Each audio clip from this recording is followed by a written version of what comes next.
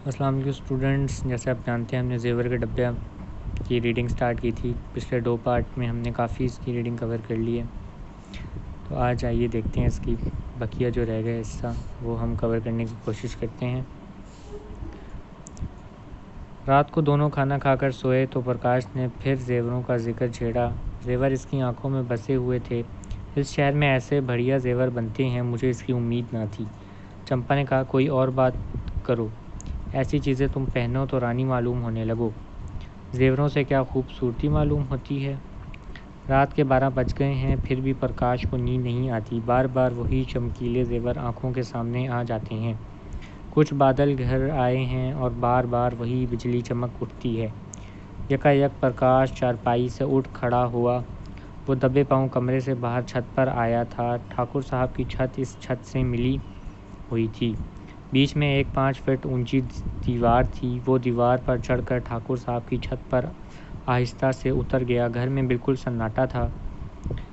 دھوپ نکل آئی تھی۔ پرکاش ابھی سو رہا تھا کہ چمپا نے اسے جگا کر کہا، بڑا غضب ہو گیا، رات کو ٹھاکر صاحب کے گھر میں چوری ہو گئی، چور زیوروں کا ڈبہ اٹھا کر لے گئے۔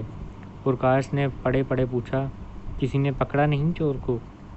کسی کو خبر بھی نہیں، وہی ڈبہ لے گئے جس میں شادی کے زیور رکھے تھے۔ نہ جانے کیسے چابی اڑا لی اور انہیں کیسے معلوم ہوا کہ اس صندوق میں ڈبہ رکھا ہے۔ نوکروں کی کارستانی ہوگی، باہر کے آدمی کا یہ کام نہیں ہے۔ نوکر تو ان کے تینوں پرانے ہیں، نیت بدلتے کیا دیر لگتی، آج موقع دیکھا اڑا لے گئے۔ تم جا کر ان کو تسلی دو۔ ٹھکرائن بیچاری رو رہی تھی، تمہارا نام لے کر کہتی تھی، بیچارہ مہینوں ان زیوروں کے لیے دوڑا، ایک ایک چیز اپنے سامنے بنوائی اور چور مونڈی کاٹے، اس کی ساری محنت پر پانی پھیر دیا۔ پرکاش جھٹ پٹ اٹھ بیٹھا اور گھبرایا ہوا سا جا کر ٹھکرائن سے بولا، یہ تو بڑا غضب ہو گیا ماتا جی، مجھے تو ابھی ابھی چمپا نے بتایا۔ ٹھاکر صاحب سر پر ہاتھ رکھے بیٹھے ہوئے تھے، بولے، کہیں سیندھ نہیں، کوئی تالا نہیں ٹوٹا، کسی دروازے کی چول نہیں اتری، سمجھ نہیں آتا چور آیا کدھر سے۔ ٹھکرائن نے رو کر کہا، میں تو لٹ گئی بھیا، بیاہ سر پر ہے، کیا ہوگا بھگوان، تم نے کتنی دوڑ دھوپ کی تھی، تب کہیں جا کر چیزیں تیار ہو کر آئی تھیں۔ پرکاش نے ٹھاکر صاحب کے کان میں کہا، مجھے تو کسی نوکر کی شرائط معلوم ہوتی ہے۔ ٹھکرائن نے مخالفت کی، ارے نہیں بھیا، نوکروں میں کوئی نہیں، 10-10 ہزار روپے یوں ہی اوپر رکھے رہتے ہیں، کبھی ایک پائی کا نقصان نہیں ہوا۔